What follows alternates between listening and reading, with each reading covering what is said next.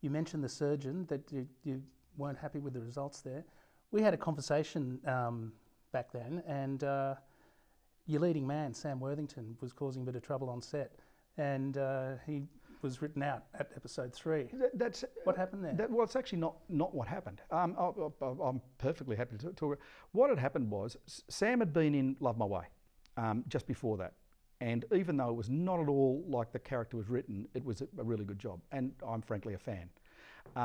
He was doing the movie of Macbeth at the time, and when we were casting, we put it together. We didn't have to, Bob. We didn't have any money. Everybody was working for scale. Everything was done on the ultra cheap. But what had happened was all the rest of the cast had about 5 weeks very intensive research. I mean, Justine believed she could easily have performed brain surgery. You know, that's how they were in operations. They were in there the whole time. Sam arrived on set the day before he had to start working. He was in an invidious position that none of us imagined was going to happen. It was terribly difficult. He was, and just the whole atmosphere within the actors and everything else was just like he'd come in and landed in it, and suddenly dealing with a language and a level of expertise that everybody else had, and he was a bit, you know, a fish out of water. And it wasn't his fault, it was our fault, but we just didn't, it was just one of those ones we didn't imagine was going to be a problem. And things gotten harder, and it just became more difficult as it went on. And it just bumped around it. He was becoming more and more uncomfortable, and it was getting harder to deal with, because this is a guy, he's working for nothing. He's this fantastic actor who's got to go and become a big movie star, and he's working for nothing. And it was really uncomfortable. We already had another anaesthetist in the story who was going to die of an OD. And it just felt like this was the easiest way of dealing with the problem. And that in fact created another problem, because that character who lost the dramatic scenes was Matt Newton. Have you had other experiences like that where like things go haywire? I mean, things go haywire all the time, but they do. But if you know, the shows, this stuff's going to work out in the end, and you probably win as many as you lose in the luck of these things, and you don't know. You don't know what, you know. These are all sliding door moments. You know, you have these lucky breaks. We took a punt, for example, on Secret Life, which everybody kind of thought, geez, these are good scripts, but nobody really believes in it. It's too narrow and so on. We basically took a punt and said, we'll make you a 2-hour version, because we knew Channel 4 had read the scripts and liked them too, and we told Channel 4 the same deal. You have it as a 2-hour telly movie, and you get your points and so on, and you get it cheap. But if it works, you order the series. Well, we knew that Channel 10 had ordered another series, and our theory was, if that's any good and it works, they'll need a second series, and that'll be us. Or if it's no good, they'll have to have us, because they'll lose their license if they don't, you know. And so you get some luck, and it came out, you know, and nobody really thought that show was going to work, and it kind of it certainly changed stuff for me a lot, because it allowed us to do a certain kind of drama that had hitherto been, you know, off the planet a bit. What's the first thing you do as a producer when you've got a new series commissioned, and what's the most important part of the overall process?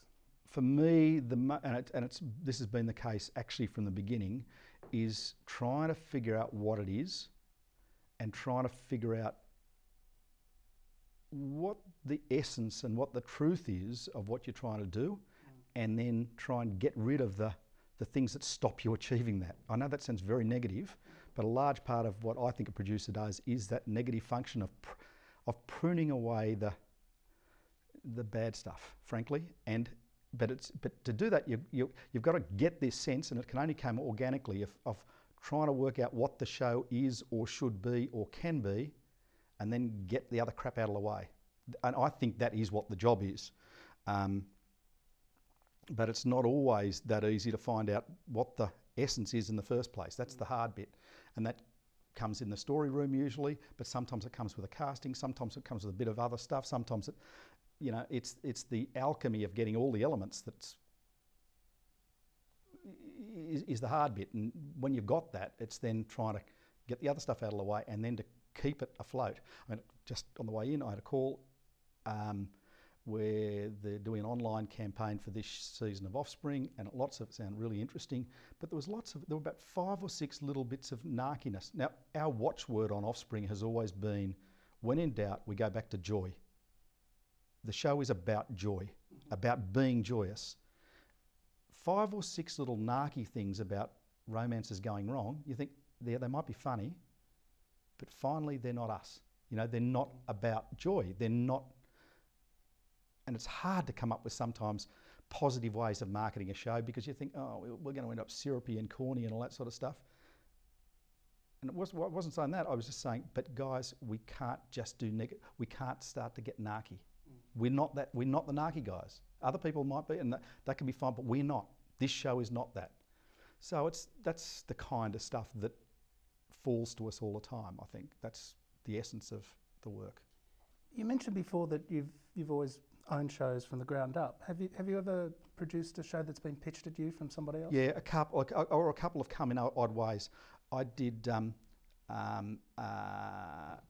early on Stringer, which Chris Lee was the centre of, who I've been still working with 28 years later or whatever. He'd kind of started developing that at film school, so it had a bit of a life, but there weren't scripts or anything. It was a bit underway, but the concept wasn't mine. I took over Tracy, the mini-series of 6 hours. There was a bit, but it was in such a state of chaos that we were virtually starting from scratch, and we had to actually make it within narrow timeframes, otherwise they would have all lost their tax deduction. That was Kerry Packer's money. So there was a lot of pressure then, but I was 32, I didn't know. I'm getting paid to learn about special effects. So that came from the outside. A couple of others early on in life, that John Doyle's agent approached me with a story that he was wanting to do at the ABC, but it was prior to scripts being written, but that was very much John's vision. So that's their cases where they've come from outside. And Fireflies, the ABC series, which is also a series I like very much, it was very much, it had begun development with John O'Brien, the writer, at the ABC, and the ABC brought that to me, and we did it our way. So we came into it very early, but it was originated by somebody else, and I think that's about it. And I think I'm up to about show 33 or 4 at the moment. So there's that 4 or 5 that have come in other ways, but still they were in at an early stage. Oh, sorry, On the Beach. On the Beach had been developed by my colleague at Southern Star, Errol Sullivan, for ages, and then he was running Southern Star, and Sandra Levy and I just split up, and it was going to get made, and do you want to do it was the sort of thing, and that was actually the most developed because there were some cast already attached to it, and the director was already attached by the time I came onto it. So yeah, that's the one that's most somebody else's, but it was still kind of really enjoyable to take on a big project like that and put the other elements together. And but it was not mine at a creative genesis level.